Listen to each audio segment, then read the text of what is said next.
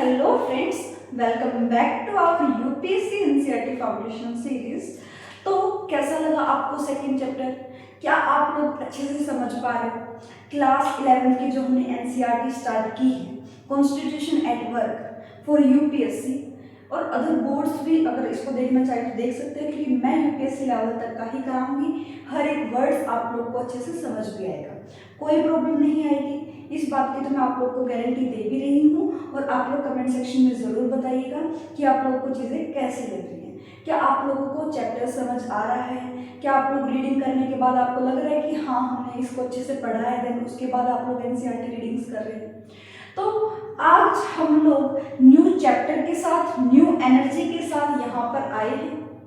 तो हम लोग नए चैप्टर की स्टार्टिंग करते हैं, जिसका नाम है इलेक्शन एंड रिप्रेजेंटेशन, यानी कि चुनाव और प्रतिनिधित्व।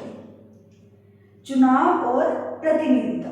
क्या आप लोग को ये चीज समझ आ रही है कि अगर कोई एक लोकतांत्रिक देश है, उसमें चुनाव अनिवार्य है, या फिर जहां चुनाव होते हैं वो वहां पर लोकतंत्र होगा। इस चैप्टर की स्टार्टिंग ना, जब हम इस चैप्टर की स्टार्टिंग करते हैं तो दो सवालों से इसकी स्टार्टिंग होती है। कौन कौन से दो सवाल है? कि जहां पर चुनाव होते हैं क्या वो लोकतंत्र देश होगा? क्या ये अनिवार्य है जहां पर चुनाव हो रहे हो वो एक लोकतंत्र देश है? या फिर सेकंड ये कि जहां पर लोकतंत्र है, जहां पर लोकतांत्रिक चीजें स्थापित हैं, क्या वहां पर चुनाव होते हैं? तो ये दो सवाल बताइए कि जहां चुनाव होते हैं क्या वो लोकतंत्र होगा? आपको लगता है नहीं ना? क्यों नहीं? क्योंकि बेटा चाइना, अगर आप लोग देखते हो चाइना और पाकिस्तान, चाइना जो होता है वो एक कम्युनिस्ट पार्टी है बेटा। वहां पर बस एक ही पार्टी रूल करती है, जिसको हम लोग बोलते हैं कम्युनिस्ट पार्टी। एक दलीय व्यवस्था है बेटा। चुनाव तो वहां पर भी हो रहे हैं, क्या जनता के पास चॉइसेस हैं कि वो अपने प्रॉपर अच्छे लीडर को चुन सके? वहां पे नहीं ना। क्यों नहीं चुन सकते? इसमें क्या चीज है? प्रॉब्लम ये है कि जब एक ही पार्टी रूल कर रही है, पूरे देश पर शासन कर रही है, अगर वो कुछ गलत करती भी है तो क्या जनता के पास वैकल्पिक चीजें हैं कि वो दूसरी पार्टी को चुन सकती है, दूसरी पार्टी को ला सकती है सत्ता में? नहीं ना। तो जहां पर चुनाव होते हैं जरूरी नहीं कि वहां पर लोकतंत्र होगा। चाइना वैसे बोलता है कि हम लोकतंत्र देश है, हम एक डेमोक्रेटिक कंट्री है, लेकिन आप लोग सोच के देखिए जब वहां पर कम्युनिस्ट पार्टी है, यानी कि एक दलीय व्यवस्था है, तो वहां पर कैसा लोकतंत्र? लोकतंत्र तो वो होता है ना बेटा जहां पर कंपटीशन हो, प्रतिनिधित्व के बीच में कंपटीशन हो, अच्छे से लोग, जनता जो है उनको चुने, बहुत सारे वैकल्पिक हो। जैसे हम लोग भारत में अगर हम लोग एग्जाम्पल लेते हैं, उसमें आप लोग क्या देखते हो? हमारे पास बहुत सारी पार्टीज हैं, नेशनल पार्टीज। अगर मैं आप लोग को बताऊं तो सबसे बड़ी आज के टाइम पर कौन है जो सरकार सत्ता में है, जो जिसने सरकार बनाई है? बीजेपी, भाजपा जनता पार्टी, या फिर भारतीय जनता पार्टी। ठीक है। उसके बाद है बेटा Congress, INC, Indian national Congress, सबसे बड़ी विपक्ष पार्टी। उसके बाद आम आदमी पार्टी, उसके बाद बहुजन समाज पार्टी। तो ऐसे आप लोग को चार तो आप लोग को मेजर सुनने को देखने को मिलती होगी। अभी बोलोगे मैम अभी एक और पार्टी बनी है सीजेपी, वो बस वैसे ही बनी है क्योंकि सीजीआई ने जो चीजें बोली है बेटा, जो चीजें हुई है उस पर हम लोग नहीं जाएंगे, लेकिन जो सीजेपी है वो एक नेशनल पार्टी नहीं है। ठीक है। वैसे उनको नामांकन वो सब चीजें नहीं करनी, तो आप लोग इन सब चीजों को देख पाएंगे। तो मैं आप लोगों से सिर्फ एक ही सवाल पूछना चाह रही हूँ, क्या आप लोगों को लगता है कि जहां पर चुनाव होते हैं लोकतंत्र होगा देश? जहां पर चुनाव हो रहे हैं क्या वो देश लोकतंत्र है? अभी के अभी कमेंट सेक्शन में बताइए मुझे, अभी के अभी जवाब चाहिए आपका कि जहां पर, जिस जगह पर, जिस देश में चुनाव हो रहे हैं, क्या वो लोकतंत्र देश होगा? जरूरी है वो चीज की अनिवार्य है कि जहां पर चुनाव हो रहे हो वो लोकतांत्रिक देश होगा? नहीं। इसका बेस्ट एग्जांपल मैं आपको चाइना दे चुकी हूँ बेटा। नॉर्थ कोरिया का एग्जांपल ले लो बेटा, वहां पे राष्ट्रपति रिजल्ट है, देख लो आप लोग। ठीक है। उसके बाद अगर हम बात करते हैं बेटा कि पाकिस्तान में इलेक्शन होते हैं, क्या पता क्या चल रहा है क्या नहीं चल रहा, वो भी अपने आप को डेमोक्रेटिक कंट्री बोलते हैं। ठीक है। तो बहुत सारी चीजें। तो अब जहां पर लोकतंत्र स्थापित है, जहां पर डेमोक्रेसी है, वहां पर चुनाव होते हैं, ये अनिवार्य है। जहां पर लोकतंत्र होगा वहां पर चुनाव होंगे, लेकिन जहां पर चुनाव हो रहे हैं वो लोकतंत्र देश हो, ये अनिवार्य नहीं। ये दो क्वेश्चन से हमारे जो चैप्टर की है बेटा वो स्टार्टिंग होती है। अब मुझे लगता है कि आपको दो लाइंस का मीनिंग अच्छे से समझ चुके होंगे।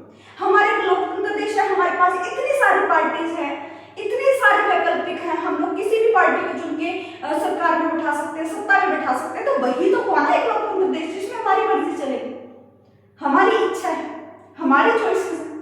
समझ रहे? तो आप लोग को चैप्टर का प्रॉपर अच्छे तरीके से समझ आ गया और क्या चीजें।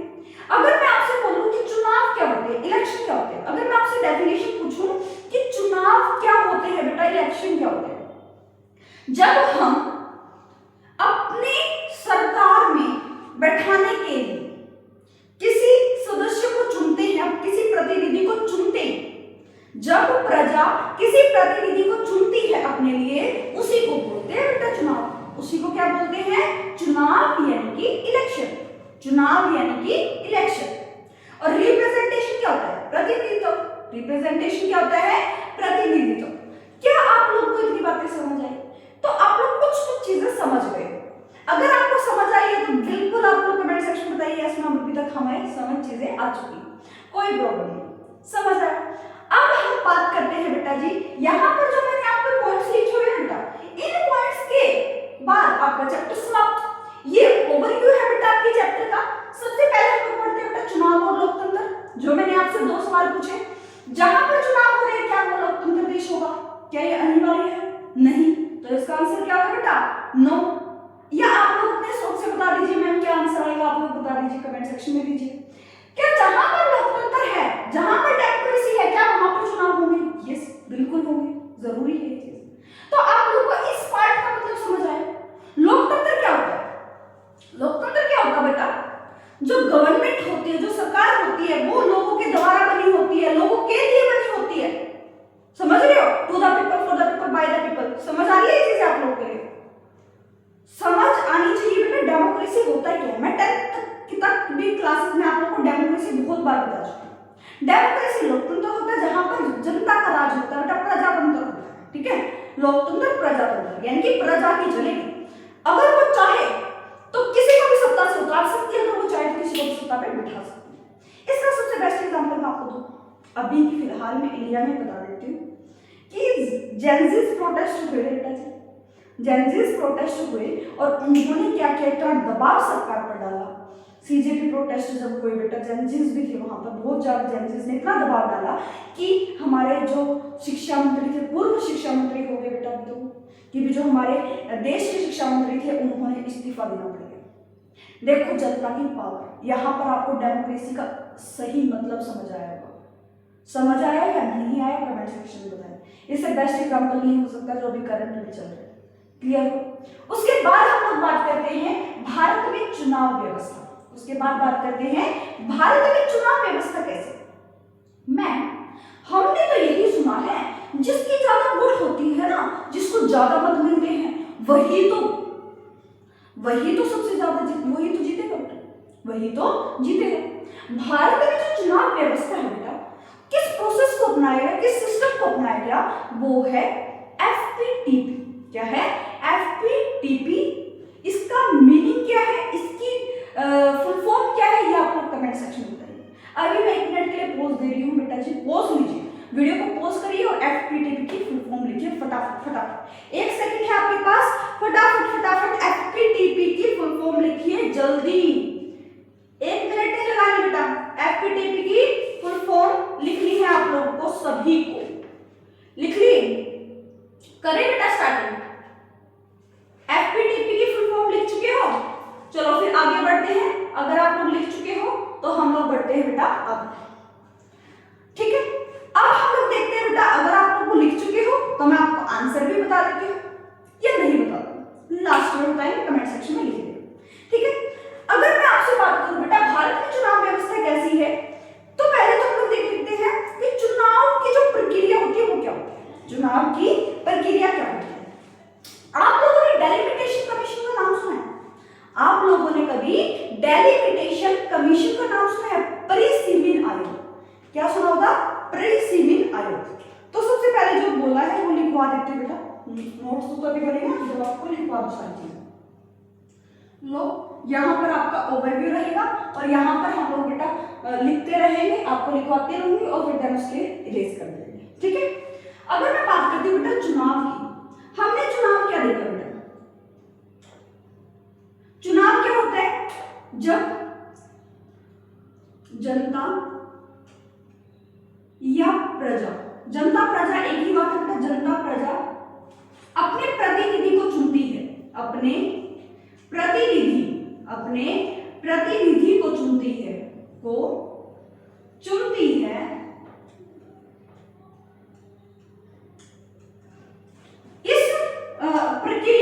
इस प्रक्रिया को चुनाव बोलते हैं, इस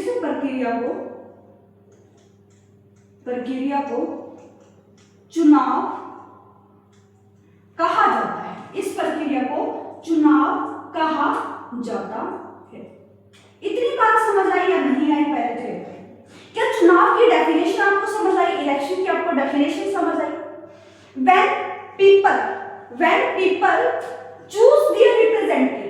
when people choose their representative is called election बेटा, इसी को इलेक्शन बोलते हैं। जब लोग जो हैं अपने प्रतिनिधि को चुनते हैं, पार्लियामेंट संसद में बैठा देते हैं, हम लोग विधानसभा जो भी अपने प्रतिनिधि को चुन लिया, अब वो हमारे लिए फैसले करेंगे, इसीलिए बेटा उसको चुनाव बोल दिया हम लोगों ने।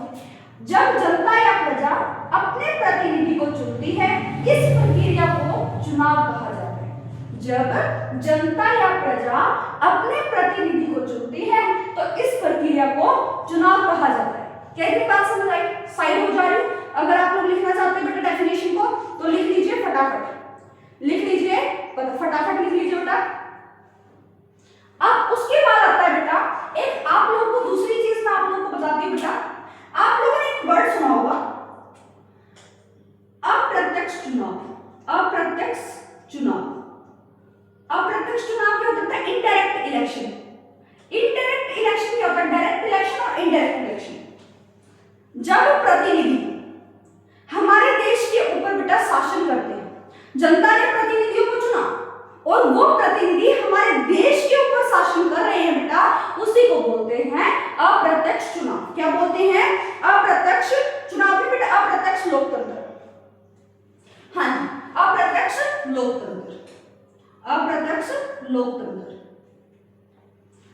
जो जनता है बेटा, जनता अपने प्रतिनिधि को चुनती है, जनता अपने प्रतिनिधि को चुनती है, जनता अपने प्रतिनिधि को चुनती है और वो प्रतिनिधि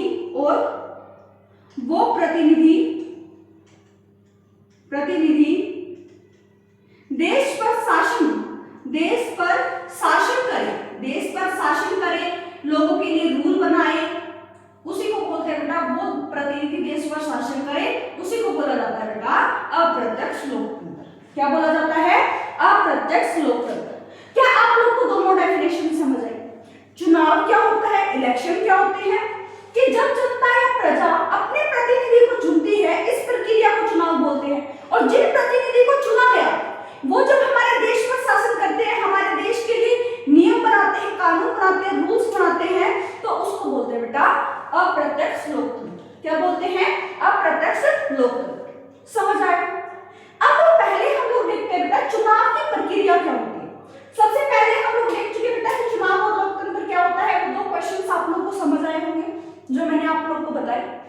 उसके बाद अगर मैं बात करती हूँ बेटा, अगर मैं बात करूं कि चुनाव की प्रक्रिया क्या होती है, अगर मैं आपसे बात करूं बेटा चुनाव की प्रक्रिया क्या होती है, चुनाव की प्रक्रिया क्या होती है, तो अगर मैं उसमें बात करती हूँ तो सबसे पहले क्या आता है? सबसे पहले क्या आता है बेटा?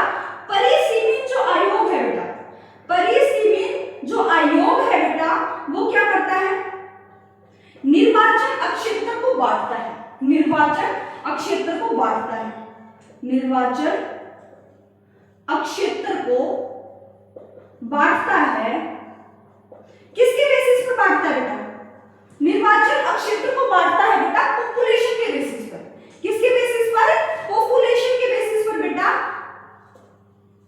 निर्वाचन अक्षेत्र बढ़ते हैं, पॉपुलेशन बेसिस। समान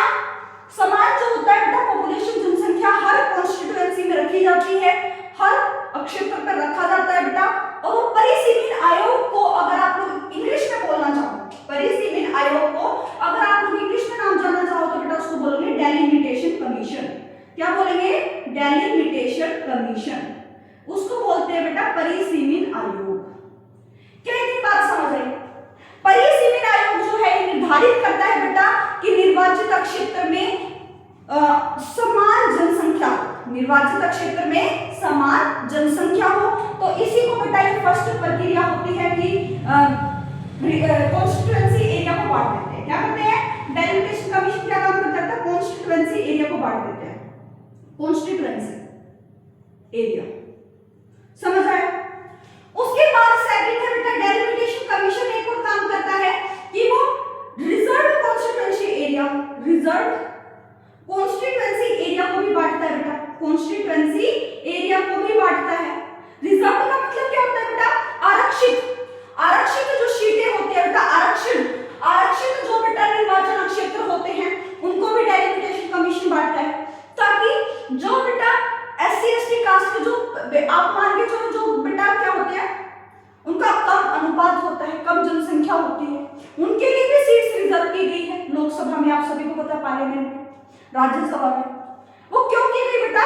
ताकि वो भी आगे आ सके, ताकि उनकी भी संस्कृति बनी रहे, उनके लिए भी रूल्स बने, उनके लिए भी नियम बने, उनका भी कल्याण हो। इसीलिए जो डेलिमिटेशन कमीशन दूसरा काम भी क्या करता है? रिजर्व्ड कॉन्स्टिट्यूएंसी एरिया, दूसरा काम क्या करता है? Reserved constituency area. उसके बाद आता है बेटा डेलिमिटेशन कमीशन एक और काम करता है, या फिर इलेक्शन कमीशन ऑफ इंडिया जो आप लोगों का चुनाव आयोग है। आप लोगों ने अभी अभी देखा होगा कि वोटर लिस्ट जारी हुई थी बेटा, वोटर लिस्ट जो 18 प्लस हो चुके थे बेटा, उनको अपने नाम भरने कि भाई मेरा नाम ये मेरा वो, या फिर जिनकी आयु कितनी है बेटा, कितने साल के हो गए, अब ये सारी चीजें आई थी। ये क्यों करवाई जाती है? ताकि चुनाव जब प्रक्रिया स्टार्ट होती है बेटा, जो मर चुके हैं, डेड है, जो मर चुके हैं बेटा अब नहीं रहे, उनका नाम चुनाव आयोग से हटा दिया जाए, और जो 18 प्लस हो चुके हैं बेटा, 18 हो चुके हैं, उनका चुनाव आयोग में नाम डाला जा सके। इसीलिए बेटा ये थर्ड काम क्या होता है? Voter list. थर्ड काम क्या होता है? वोटर लिस्ट जारी करना, वोटर लिस्ट जारी करना ये भी काम होता है बेटा, ये भी चुनाव की प्रक्रिया का ही हिस्सा है। क्या आप लोग को समझ आया? ये तो आप लोग देख भी पा रहे होंगे बेटा अपने आसपास वोटर लिस्ट जारी होती है, ये आप लोग देख पा रहे होंगे। अगर नहीं देख पा रहे हो आप लोग, मैं मान के चल रही हूँ आप लोग यूपीएससी की प्रिपरेशन कर रहे हो, आपको थोड़ी बहुत चीजें पता है, ज्यादा कोशिश करूंगी कि आपको बेसिक से समझाऊं। अगर फिर भी आपको डाउट आता है तो आप लोग कमेंट सेक्शन में जरूर पूछना, ठीक है? उसके बाद अगर मैं बात करती हूँ बेटा fourth, nomination of candidate. Nomination of candidate, nomination of candidate का मतलब क्या होता है बेटा? नामांकन, कैंडिडेट, कैंडिडेट, नामांकन। नामांकन किसका भरा जाएगा बेटा? जिसका क्रिमिनल रिकॉर्ड ना हो, फौजदारी केस ना बनता हो, जो 2 साल से ज्यादा बेटा पुलिस कस्टडी में ना रहा हो, जेल में ना रहा हो। समझ आई? उनको नामांकन भरने का क्या है बेटा? उनको नामांकन भरने का क्या है? आजादी है, वो अपना नामांकन दे सकते हैं, वो चुनाव लड़ सकते हैं। और एज कितनी होनी चाहिए? इसके लिए एज होनी चाहिए बेटा 25 ईयर्स। 25 ईयर्स से पहले आप लोग इलेक्शन नहीं लड़ सकते। कोई भी आम जनता में से भी अगर किसी को इलेक्शन लड़ने हैं, अगर किसी को चुनाव की प्रक्रिया में भागीदारी लेनी है, प्रतिनिधि बनना है, तो उसको 25 ईयर का तो होना ही पड़ेगा बेटा। ये बात आप लोग को याद रखनी है। तो 4 हम लोगों ने अभी तक देखे बेटा। डेलिमिटेशन कमीशन कॉन्स्टिट्यूएंसी एरिया को रखता है बेटा, निर्वाचन क्षेत्र को बांटता है पॉपुलेशन के हिसाब से, जनसंख्या के हिसाब से। रिजर्व कॉन्स्टिट्यूएंसी एरिया आरक्षित क्षेत्र, निर्वाचन क्षेत्र, वोटर लिस्ट। उसके बाद nomination of candidate, nomination of candidate, ये बात आप लोगों को समझ आया बेटा। और इलेक्शन की प्रक्रिया में बेटा फिफ्थ आता है हमारे पास, यहीं पे लिख देती हूं बेटा, आप लोग को समझ आएगा, आप लोग नोट्स में लिखते रहना। फिफ्थ आता है बेटा आपके पास कि इलेक्शन कैंपेन होते हैं बेटा, इलेक्शन कैंपेन होते हैं, रैलीज निकलती है, रैलीज निकलती है बेटा। आप लोगों ने देखा होगा धर्म के नाम पर कोई वोट मांग रहा है, जाति के नाम पर कोई वोट मांग रहा है, कोई ये बोल रहा है मैं ये करा दूंगा, मैं वो करा दूंगा। तो ये भी चुनाव की प्रक्रिया का ही पार्ट आप लोग देखने को मिलेगा। उसके बाद बेटा होता है आपके पास सिक्स्थ आता है मतगणना। सिक्स्थ क्या आता है आपके पास? मतगणना, यानी वोटिंग काउंटिंग्स जो होती है बेटा, वोटिंग काउंटिंग्स जो होती है बेटा, मतगणना, ये भी किसका हिस्सा है? चुनाव का ही प्रक्रिया, चुनाव की ही प्रक्रिया है बेटा, इलेक्शन का ही पार्ट है। इलेक्शन सिस्टम प्रणाली इसी में होती है बेटा। तो क्या आप लोग को समझ आया बेटा चुनाव क्या होता है? दोबारा रिपीट कर रही हूँ, ध्यान से सुने। चाहे हमें 10-20 मिनट ज्यादा लग जाए कोई प्रॉब्लम नहीं है, ध्यान से पढ़ना, क्योंकि अब बेटा अगर आपका बेसिक क्लियर नहीं होगा तो आप लोग बेटा जो आपकी हाई स्टैंडर्ड्स बुक्स है उनको नहीं पढ़ पाओगे। तो इसीलिए कोशिश करना कि आप लोग अच्छे से इस चैप्टर को करें, अच्छे से करें, क्योंकि आप लोगों का चुनाव पहले भी आप लोग को देखने को मिल गया होगा बेटा इलेक्शंस के बारे में 10th तक की नोटबुक्स बुक्स में। अब आप लोग 11th में भी पढ़ रहे हो बेटा चुनाव और प्रतिनिधित्व, तो आप लोग को ध्यान से जानने की जरूरत है बेटा, क्योंकि इंपॉर्टेंट पार्ट है। आप लोग देखते हो कि चुनावों के थ्रू ही तो बेटा चुन के जाते हैं, सरकार बनती है कीर्ति। अगर आप लोग उसको ही अच्छे से नहीं समझ पा रहे बेटा तो आप पॉलिटिक्स का क्या ही जान पाओगे। तो आप लोग कोशिश करना कि आप लोग पूरी कोशिश करो कि आप लोग समझने की कोशिश करना। अगर आपको समझ ना आए फिर भी डाउट पूछ लेना, मैं बार बार बोल रही हूँ आपसे कि आप लोग को ये 3 चीजें समझ आए बेटा। चुनाव है, जिस देश में चुनाव हो रहे हैं जरूरी नहीं कि वो लोकतंत्र देश हो, और जहां पर जरूरी नहीं बेटा वो लोकतंत्र हो, तो इसका आंसर हो जाएगा नो। जहां पर लोकतंत्र है, जहां पर लोकतंत्र स्थापित है बेटा, लोकतांत्रिक स्थापित है, वहां पर बेटा चुनाव होंगे, ये बात बिल्कुल ठीक है, हाँ में आंसर आएगा इसका।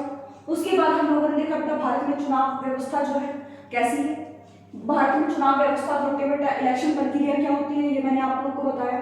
चुनाव की प्रक्रिया क्या, परिसीमन आयोग निर्वाचन क्षेत्र को बांटता है, परिसीमन आयोग डेलिमिटेशन कमीशन जो होता है निर्वाचन क्षेत्र को बांटता है, किसके बेसिस पर, पॉपुलेशन के बेसिस पर, जनसंख्या के बेसिस पर।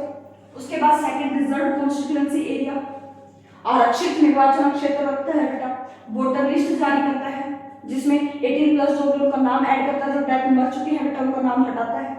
नॉमिनेशन ऑफ कैंडिडेट, नामांकन कौन कर सकता है बेटा, जो 25 साल का हो, उससे पहले आप लोग नामांकन नहीं कर सकते हैं। जिसका फौजदारी केस ना हो वो नामांकन कर सकता है। 2 साल से ज्यादा अगर वो रहता है बेटा जेल में या फिर उसने अपील भी करती है न्यायालय में, तभी भी उसका नामांकन जो है बेटा वो खारिज कर दिया जाता है, रद्द कर दिया जाता है। ये बात पता होनी चाहिए आप लोगों को। इलेक्शन कैंपेन होते हैं बेटा, रैलीज निकलती है, मैं ये कर दूंगा, मैं वो कर दूंगा, वादे किए जाते हैं इलेक्शंस के बीच में दोनों। वोटिंग काउंटिंग्स क्या होता है बेटा, मतगणना। किसकी मदद से होती है voting counting, EVM, electronic voting machine, ठीक है, ईवीएम हो गया बेटा। एमसीसी हो गया, एमसीसी की फुल फॉर्म आप लोग कमेंट सेक्शन में मुझे बताइए। नोटा की फुल फॉर्म आप लोग मुझे कमेंट सेक्शन में बताइए बेटा। ये सारी चीजें आपको पता होनी चाहिए, अगर नहीं पता है सर्च करना, बहुत सारी चीजें हैं आप लोग को पता होनी चाहिए। लास्ट में मैं आप लोग को बता दूंगी एमसीसी की फुल फॉर्म क्या होती है, नोटा की फुल फॉर्म क्या होती है और ये होता क्या है, ये भी मैं आप लोग को बता दूंगी। लेकिन अभी के अभी आप लोग कमेंट सेक्शन में जरूर बताइए कि इसका क्या, ठीक है। अभी यहाँ तक अगर आपको चीजें समझ आई है तो मैं इसको इरेज करने वाली हूँ बेटा जी। अगर आप लोग लिखना चाहते हो तो लिख लीजिए, लिख लिया होगा अभी तक तो, अगर नहीं लिखा तो स्क्रीनशॉट ले लीजिएगा। अगर आप लोग स्क्रीनशॉट ले चुकी हो तो मैं इसको इरेज कर देती हूँ बेटा, ताकि हम आगे चल पाए, ठीक है। उसके बाद हम लोग करते हैं बेटा स्टार्टिंग, आगे जानते हैं कि इस चैप्टर में आगे क्या क्या चीजें हैं, ताकि आप लोग को चीजें आराम से समझ आए और कोई भी प्रॉब्लम ना आए, ठीक है। चलो उसके बाद बेटा हम लोग क्या देख पाते हैं, हम लोग देख पाते हैं बेटा कि एक चीज हुई थी बेटा कांग्रेस में। एक आपको एक पैराग्राफ दे रखा है बेटा, पहली बार ऐसा हुआ था 1984 में पहली बार ऐसा हुआ बेटा कि कांग्रेस को, इंडियन नेशनल कांग्रेस को बेटा क्या हुआ, 543 सीट में से 415 सीटें मिली बेटा। 80% वोट जो है बेटा, 80% सीट, 80% वोट जो है बेटा किसको मिले, वोट किसको मिले, कांग्रेस को। किसको मिले, कांग्रेस को। तो ये पहली बार ऐसा हुआ बेटा कि 543 में से, पहली बार एक स्टोरी में, आप लोगों को स्टोरी नहीं है बेटा, लिखा हुआ उसमें सारी चीजें बुक में, 543 में से बेटा 415 सीटें जो है बेटा कांग्रेस को मिली, कांग्रेस को मिली। 80% आप लोग बोल सकते हो बेटा। और ये स्टोरी कब, ये चीजें कब की है, 1984 की। कब की है, 1984 की। पहली बार ऐसा हुआ कि 415 सीटें किसी पार्टी को मिली। अब एक चीज आती है बेटा, एक आप लोग को 2 मेथड्स आप लोगों को पता होने चाहिए, मैं इन्हें फर्क बता देती हूँ आप लोगों को। सबसे पहला आता है बेटा एफपीटीपी, और उसके बाद आता है बेटा आप लोग का समानुपातिक समानुपातिक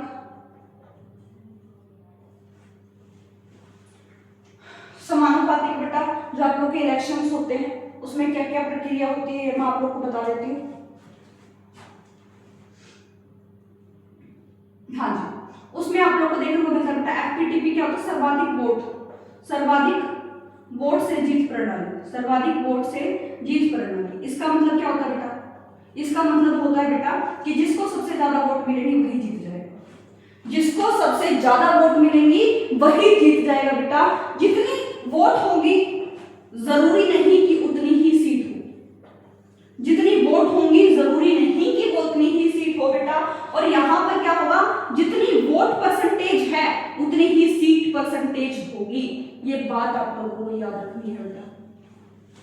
इनमें बस इतना ही डिफरेंस है कि एफपीटीपी बेटा सर्वाधिक वोट से जीत प्रणाली जो कि भारत ने अपनाई, जो कि भारत देश ने अपनाई। ये क्यों अपनाई बेटा, इसके पीछे एक कारण, क्या कारण था कि अभी भी जनता में इतना ज्यादा बेटा इतनी ज्यादा समझ नहीं है कि वो समझ पाए कि इतनी कठिन प्रणाली को हम लोग समझ पाए समानुपातिक चीज को।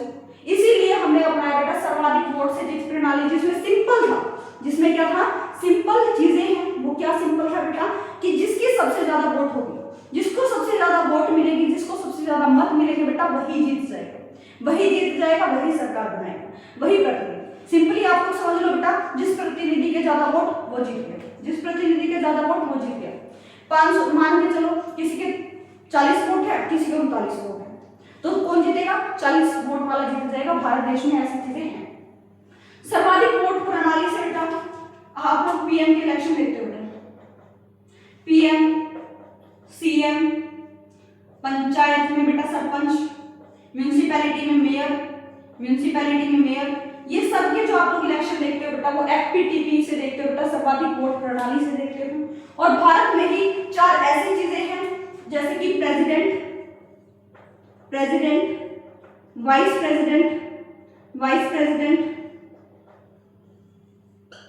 वाइस प्रेसिडेंट और 2 के नाम आप लोग कमेंट सेक्शन में देंगे मुझे कि समानुपातिक हमारे भारत देश में 4 ऐसे पद है बेटा जिसके लिए हमने इस प्रणाली को अपनाया बेटा, इस प्रणाली को हमने अपनाया।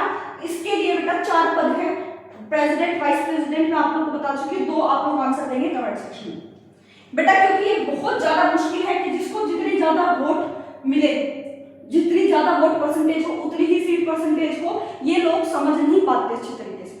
इसीलिए और इसमें सबसे बेस्ट एग्जांपल ये छोटे देशों में पॉसिबल है बेटा, ये जो स्मॉल कंट्रीज होते हैं बेटा उसमें पॉसिबल है, कंट्रीज में पॉसिबल है बेटा, जिसमें हम आप लोग को मान लेते हैं बेटा इजराइल।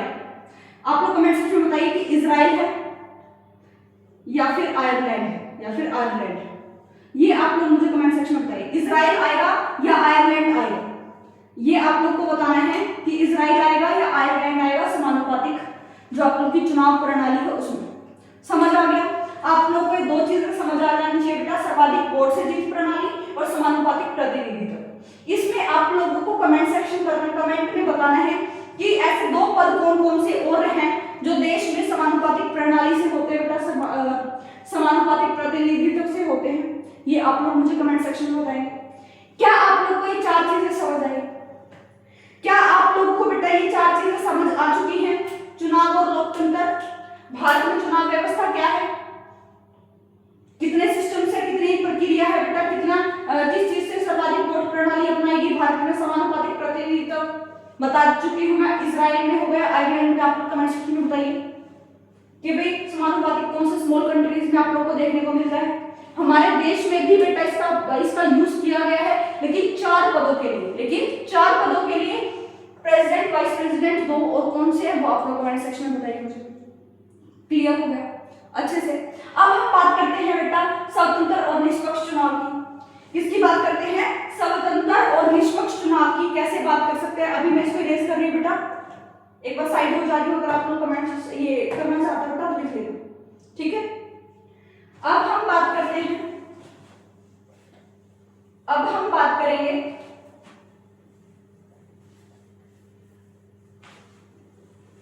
हाँ जी, अब हम बात करते हैं बेटा स्वतंत्र और निष्पक्ष चुनाव की। स्वतंत्र और निष्पक्ष चुनाव कब हो सकते हैं? जब हम जिनका 18+ बेटा स्वतंत्र और निष्पक्ष चुनाव के लिए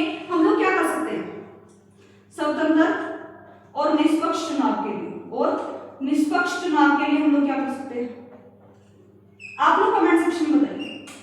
स्वतंत्र और निष्पक्ष चुनाव के लिए फर्स्ट हम लोग क्या कर सकते हैं बेटा कि जिनके ऊपर केस चले हुए हैं, मुकदमे चले हुए हैं, उनको बाहर निकाल दिया जाए। जिनके ऊपर केस है बेटा, जिनके ऊपर केस है, मुकदमे चले हुए हैं, 2 साल से ज्यादा जेल में रहे हुए हो, 2 साल से ज्यादा फौजदारी का केस चला हो, या फिर जेल में रहे हो,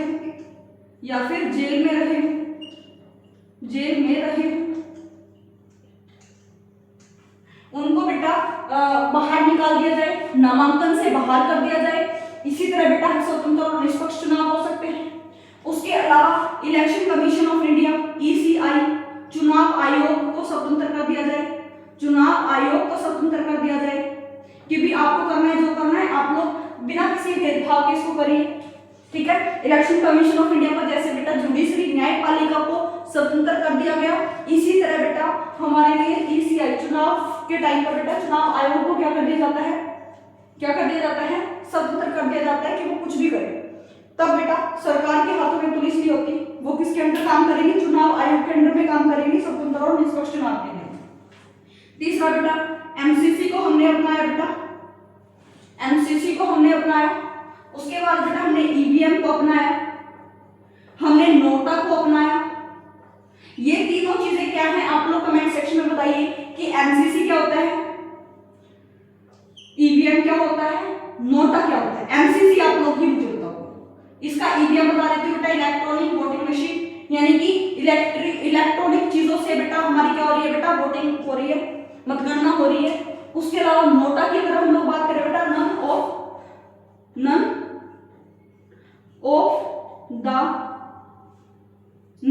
द नोटा। अब आप लोग देख रहे हो नन ऑफ दिस, क्या है बेटा, नन ऑफ दिस, किसी ने किसी को वोट ही नहीं दी।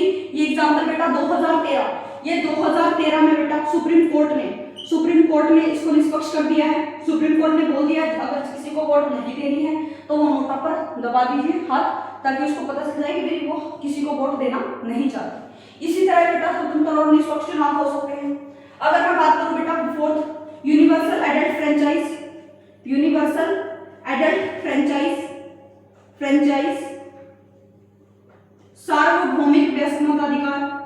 सार्वभौमिक व्यस्क मताधिकार, यानी कि जिसकी 18+ एज है बेटा उसको वोट देने का अधिकार, चाहे वो धर्म किसी भी धर्म का हो, मताधिकार चाहे वो किसी भी धर्म का हो, जाति का हो, किसी भी जन्म स्थान पे रह रहा था बेटा, जन्म कहीं पर हुआ हो, मतलब कि भारत का सिटीजन होना चाहिए बेटा वो, ठीक है। लिंग के आधार पर कोई भी भेदभाव नहीं किया जाएगा। तो ये स्वतंत्र और निष्पक्ष चुनाव के लिए बेटा जरूरी है। चुनाव लड़ने का अधिकार किसको होगा, किसी भी इंसान, लेकिन बेटा वो किसी भी बेसिस पर बेटा धर्म जाति इनके ऊपर भेदभाव नहीं किया जाएगा कि आप लोग चुनाव नहीं लड़ सकते, आप इस धर्म से चुनाव नहीं लड़ा जाएगा, चुनाव नहीं लड़वा सकते, आप इस जाति से आप नहीं लड़ सकते चुनाव। तो ऐसा कुछ नहीं है। जो 25 साल का हो चुका है, जो 25 ईयर का हो चुका है बेटा, वो 18+ हो जाए, 18+ हो जाए और 25 ईयर 18+ हो गया तो मत देने का अधिकार मिल गया, 25 ईयर का हो गया बेटा चुनाव लड़ने का अधिकार मिल गया। तो ये सारी चीजें आप लोग को पता होनी चाहिए। बस शर्त ये है बेटा, शर्त ये है कि उनके ऊपर केस ना चला हुआ, मुकदमे ना चले हुए, 2 साल से ज्यादा फौजदारी का केस ना चला हो, जेल ना गया हो, इनको छोड़ के कोई चीज है बेटा तो वो 25 साल के होने के बाद चुनाव लड़ सकता है। ये बात आप लोग को याद रखनी है बेटा। ये 2 चीजें आप लोग को अच्छे तरीके से समझ आ गई होगी। अगर आपको चीजें समझ आई है बेटा, मैं साइड हो जा रही हूँ, आप लोग इसको बेटा स्क्रीनशॉट ले लीजिए, लेना चाहते हैं तो, वरना फिर हम आगे बढ़ते हैं, ठीक है। हाँ जी, कर देंगे, चलो बेटा कर देते हैं और आगे बढ़ते हैं बेटा। अब हम लोग फैक्ट की भी बात करेंगे, टेंशन मत लेना कि मैम ये तो बस बेसिक चीजें होगी जो आप लोग मुझे बता रहे हो। ये बेटा सारी चीजें बुक में लिखी गई हैं, आप लोग जब पढ़ोगे एनसीईआरटी रीडिंग करोगे तो आप लोग को सारी चीजें समझ आएंगी, कुछ भी चीजें ऐसी नहीं लगेंगी कि बाहर से है। फिर हम बात करते हैं बेटा निर्वाचन क्षेत्रों का आरक्षण, रिजर्व कॉन्स्टिट्यूएंसी,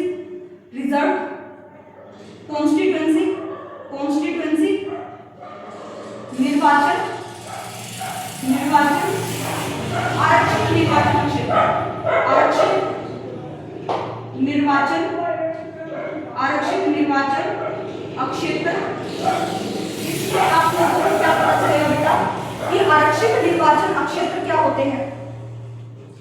उसमें आप लोग को SC ST की सीट का पता चलता है बेटा कि SC के लिए बेटा और ST के लिए, यानी कि अनुसूचित जाति, अनुसूचित जाति और यहां पर अनुसूचित जनजाति, अनुसूचित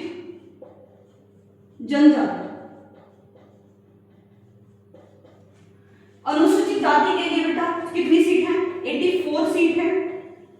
आरक्षित जो की गई है वो 84 सीट है और ST अनुसूचित जनजाति के लिए बेटा 47 सीट्स है।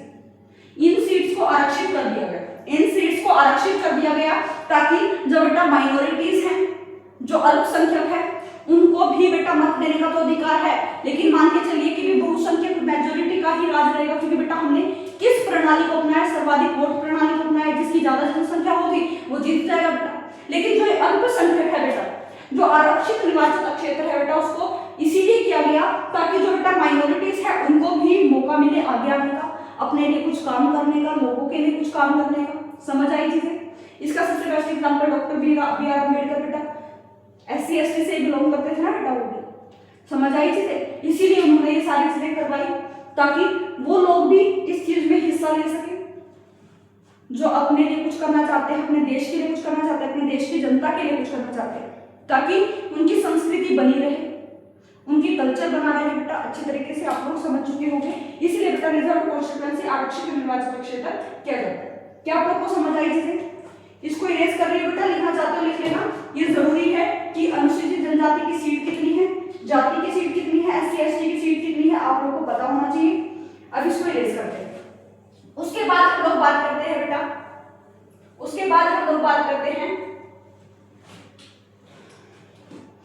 स्वतंत्र निर्वाचन आयोग बेटा। स्वतंत्र निर्वाचन आयोग क्या हो गया?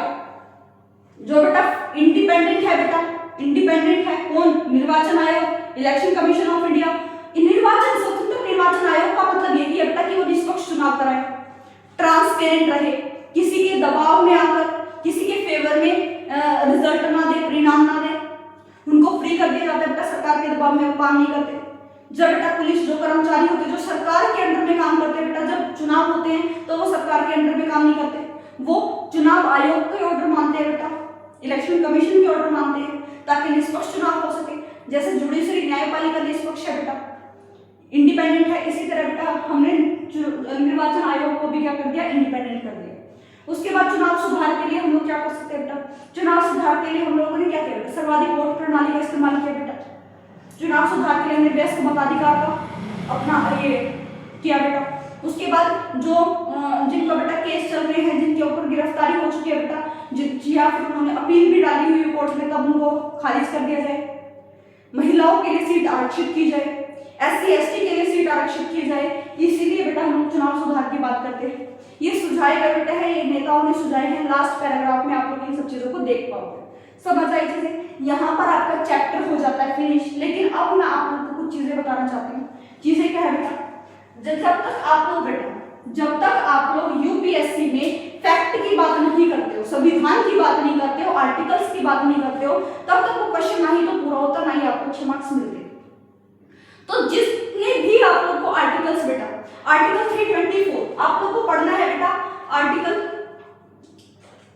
324 क्या बोलता है, 325 क्या बोलता है, 326 क्या बोलता है, 327 क्या बोलता है, 328, 329, 330, 331, 332, 333, ठीक है, और 334, 243 Z, 243 के बाद क्या आता है वो आप लोग बताइए बेटा।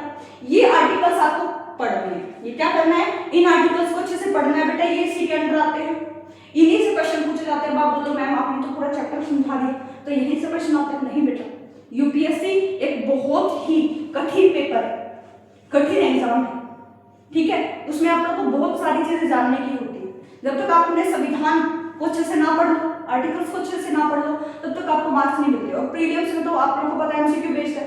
किसी ने पूछ लिया निर्वाचन आयोग को किस आर्टिकल में जिक्र है बेटा, मान के चलिए कि एंग्लो इंडियन का जो बेटा वो जो नॉमिनेशन जो कैंडिडेट थे बेटा, नॉमिनेटेड जो कैंडिडेट थे उनको कब हटाया गया, किस अमेंडमेंट के थ्रू हटाया गया, किस आर्टिकल में सारी चीजें दी हुई है, ये बात आप लोग को पता होना चाहिए। समझ 324 बेटा बात करता है निर्वाचन आयोग की। 324 बात करता है बेटा निर्वाचन आयोग की, इलेक्शन कमीशन की बात करता है बेटा, उसकी पावर की बात करता है इलेक्शन कमीशन की कि वो क्या क्या काम करते हैं, किसके अंडर में काम कर रहे हैं बेटा, इलेक्शन कमीशन ऑफ इंडिया के अंडर में कौन कौन काम करता है, कैसे ट्रांसपेरेंसी रहती है बेटा, वो सारी की बातें की गई है आर्टिकल 324 में। आर्टिकल 325 में बेटा रोल एंड रोल की बात की गई है बेटा, किसी भी धर्म जाति के बेसिस पर बेटा क्या नहीं होगा बेटा, भेदभाव नहीं होगा, सभी को ये चुनाव लड़ने का अधिकार है बेटा। 326 में बेटा व्यस्क मताधिकार की बात की गई है, व्यस्क मताधिकार की बात की गई है। इसका मीनिंग क्या हुआ, यूनिवर्सल एडल्ट फ्रेंचाइज, जिस जो 18 प्लस है बेटा, जो 18 प्लस है उसको बेटा मत देने का अधिकार है, वो बेटा कौन से आर्टिकल में आता है, आर्टिकल 326 में। पहले बेटा 21 था, पहले इसकी एज 21 थी, अब उसकी एज जो है बेटा 18 हो गई है। वो क्यों हुई, ये बेटा ये हुई थी बेटा 1989 में। 1989 में बेटा एक समिति आई, समिति का नाम बताइए आप लोग मुझे। 1989 में बेटा एक समिति आई, समिति का अभी नाम कमेंट सेक्शन में आप लोग मुझे बताइए, जिसने बेटा क्या किया, 21 एज को 18 कर दिया। क्या कर दिया, 21 एज को बेटा क्या कर दिया, 18 कर दिया, कि भी जिसकी पहले 21 साल एज होती थी वो वोट देने का अधिकार रखता था, अब क्या हुआ, जिसकी 18 प्लस एज है बेटा वो वोट देने का अधिकार रखता है। बेटा कौन सा अमेंडमेंट था, 61वां संविधान संशोधन था बेटा, 61वां संविधान संशोधन था बेटा, जिसके बिहाफ पर बेटा 1989 में बेटा क्या कर दिया गया, 21 से एज कब ला दी गई, 18 पर ला दी गई। अभी कौन सी समिति थी बेटा, आप लोग कमेंट सेक्शन में बताइए। एनसीईआरटी रीडिंग करना, कमेंट सेक्शन में जरूर बताना है कौन सी समिति थी। क्लियर हो। अब हम लोग बात करते हैं बेटा 327 की, इसमें पार्लियामेंट की शक्ति की बात की गई है बेटा। संसद की जो शक्ति है बेटा, पावर है, निर्वाचन आयोग उन्हीं के रूल्स पर काम करेगा बेटा, पार्लियामेंट के रूल पर काम करेगा, ये बेटा 327 में बताया गया है। उसके बाद बेटा 331 और 333 में बेटा बताया गया आपको, जो एंग्लो इंडियन के जो सदस्य थे, एंग्लो इंडियन के जो सदस्य थे बेटा, उनको एबोलिश कर दिया बेटा, एबोलिश कर दिया बेटा, बहिष्कार कर दिया। ये है बेटा लोकसभा में, ये है बेटा लोकसभा में, लोकसभा, और ये है बेटा राज्यसभा में, ये है राज्यसभा में। समझ आई बात, इनको एबोलिश कर दिया बेटा। पहले 545 सदस्य थे, अब 543 सीट रह चुकी है बेटा। क्यों, क्योंकि बेटा वो दो जो एंग्लो इंडियन थे बेटा, पार्लियामेंट संसद में, लोकसभा राज्यसभा में, उसको बेटा एबोलिश कर दिया गया, खत्म कर दिया गया। अब वो कब किया गया बेटा, 2019 में खत्म किया गया उसको। और कौन सा संशोधन था, 104वां संशोधन था बेटा। कौन सा संशोधन था, 104वां संशोधन हुआ बेटा, संविधान संशोधन हुआ, जिसके बिहाफ पर बेटा एंग्लो इंडियन को बेटा एबोलिश कर दिया गया, प्रभावित किया जा सकता है बेटा। अभी उसको अंकुश लगा दिया गया उस चीज पर। इतनी बात समझ आई। उसके बाद बेटा 243 बेटा रूरल की बात करता है बेटा, पंचायत वालों की, पंचायत के इलेक्शन कैसे होंगे, यहाँ पर बेटा बात होती है आपकी म्यूनिसिपैलिटी की बात होती है कि इलेक्शन कैसे होंगे, और ये सभी दोनों को संभालता है बेटा state election commission of India, state election commission संभालता है बेटा। इन तीनों का आप लोग को बात याद रखनी है, भूलनी नहीं है। उसके बाद बेटा 328 किसकी बात करता है, 329 किसकी बात करता है, 330 किसकी बात करता है, 332 किसकी बात करता है, 334 किसकी बात करता है, ये आप लोग कमेंट सेक्शन में बताइए। आर्टिकल समझ आए बेटा, ये आर्टिकल आपको अच्छे से आ जाने चाहिए, रट जाने चाहिए। जब आप इस चैप्टर को पढ़ो तो ये आर्टिकल्स आपके दिमाग में बिल्कुल क्लिक हो जाने चाहिए। यहाँ पर आपका जो चैप्टर है बेटा वो फिनिश हो जाता है। आपको अच्छे से मैंने कोशिश की समझाने की, लेकिन अगर मैं नहीं समझा पाई आपको कोई टॉपिक तो आप लोग कमेंट सेक्शन में जरूर पूछिए, मैं आप लोगों को जरूर जवाब दूंगी।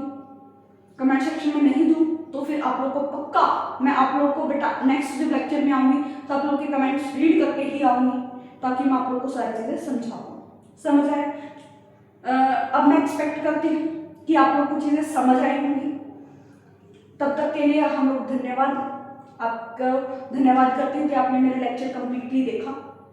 अब हम लोग नेक्स्ट लेक्चर में मिलते हैं बेटा नेक्स्ट चैप्टर के साथ, नई एनर्जी के साथ, नई ऊर्जा के साथ। तो तब तक के लिए टाटा बाय बाय, और देखते रहिए 8 बजे डेली आपके लेक्चर आएंगे बेटा, शाम को 8 बजे। तो तैयार रहना एक धमाकेदार लेक्चर्स के साथ डेली। तो तब तक के लिए टाटा बाय।